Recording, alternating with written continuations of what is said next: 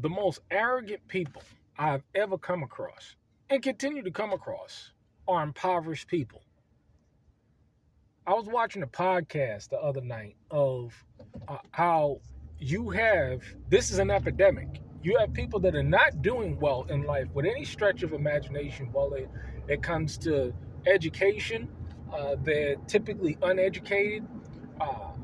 Economically, they typically make or work low slave wage jobs.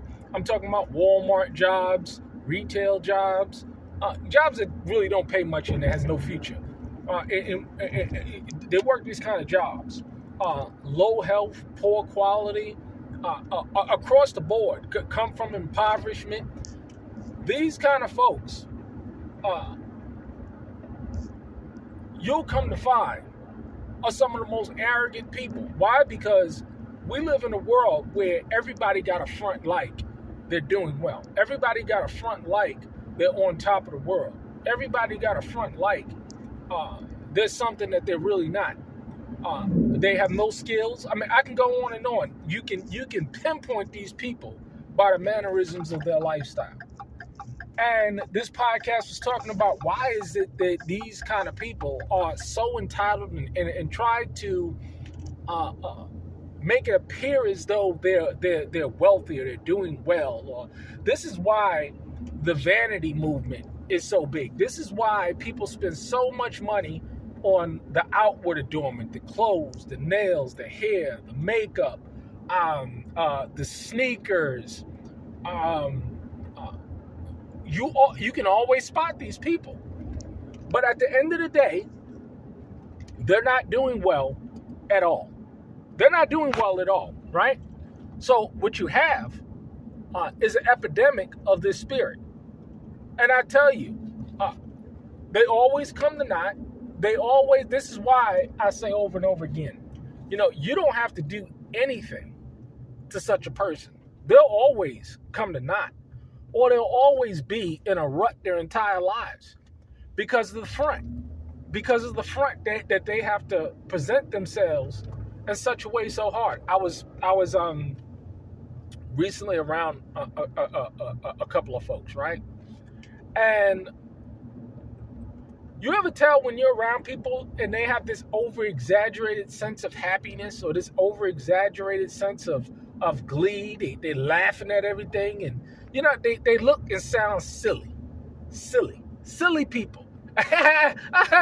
They're laughing at each other's corny jokes and everything that they meant. It's all about the appearance of this stuff, not actually about people or the actual nature of happiness. A person that's happy don't have to walk around. They don't have to do that because they're happy inside. This is why we say all the time. People say all the time, happiness does not derive from someone else. Happiness is an internal thing that one has. You don't have to front like you're happy when you're really happy. This is how you know. If somebody front like they happy, they ain't happy. This is why you see all the time these people getting up, whether it's couples, whatever, and they got to get up and they got to take selfies of themselves all the time, and they got to take this and take that. It's all vanity. It's all vanity. You see somebody just taking a picture of themselves all the time, and they're taking the same picture again and again and again and again, a mirror picture or a pose picture, whatever. These people are not really happy. This is not how, and they smiling and acting like they all this and this and the third. They're not happy at all. They are some of the most miserable, impoverished people that you can ever meet. It is sad, but this is how you can spot someone like this. Look, and I always go, because this is an example. This is an excellent example of this so-called Pastor Rufus, where who he pastoring now? Who is he overseeing? Who is he leading which sheep or what flock is he leading the yard? Can he take a picture and show the people? No. It's amazing. The most arrogant people.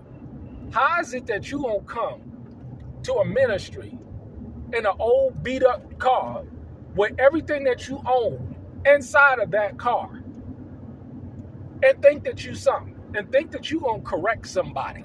It's amazing. It's amazing, these people. But you see where they are now. You say they always come to naught. I'm telling you, they always come to naught. You don't have to do anything. All you got to do is sit back, be quiet, and wait till that tree to drop. Because, see, this is an example. You don't wish bad or hope bad for no one. You hope that they change and they realize the error of their ways. But a lot of people, the vast majority of people, no, they're under the strong delusion. They're going to continue under the strong delusion. Look at this guy. Look at this guy. Worse off. Wives and can't support him. And I'm going to do a video about that also. So-called polygynous men that are in poverty. How in the hell you going to have 2, 3 wives and y'all shitting in buckets? How you going to have, with no end in sight, no skills? You see? Bible bums. Impoverished Bible bums. You got brother that can't hold a job. Living in a 2-bedroom apartment with 2 wives and 3 children. 2-bedroom, 1-bathroom apartment. And calling himself a real man. Begging for money. Always broke. It's a shame. It really is sad. Got it all twisted and all backed up.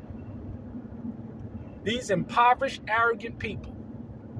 You ain't got to do nothing. They'll all come to naught. Trust me.